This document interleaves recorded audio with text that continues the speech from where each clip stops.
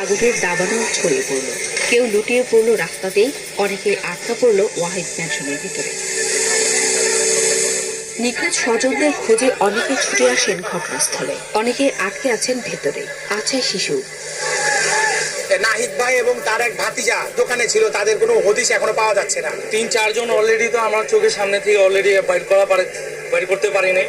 আর যে গ্যাস, যে পরিমাণ আগুনের তাপ, আমরা তার ধারেও যেতে পারি। আগুন নেভানোর পাশাপাশি শুরু হয় উদ্ধার। বেশ কজনকে নেওয়া হয় হাসপাতালে। স্বজনরাও আসতে থাকেন সেখানে। তাদের আহাজারিতে ভারী হয়ে ওঠে চারপাশ। বিস্ফোরণ করার পরে হঠাৎ সবকিছু ভাঙ্গা পড়ে গেছে নিচে। আমার ভাইকে আর কোনো যোগাযোগ করা কোনো পেলাম না। আমার ভাই একজন সিয়াম, আরবাস সিয়াম, তার কিছু বোঝা যাচ্ছে না। ওর এবং রোহান দুজন একসঙ্গে ছিল। আমার এখানে চাকরি করে উনি, সাথে নাস্তা খাবো, তাকে নিয়ে আমি ডাক দিয়েছি আসে। তখন এই দুর্ঘটনা মুহূর্তের মধ্যে ধাও করা।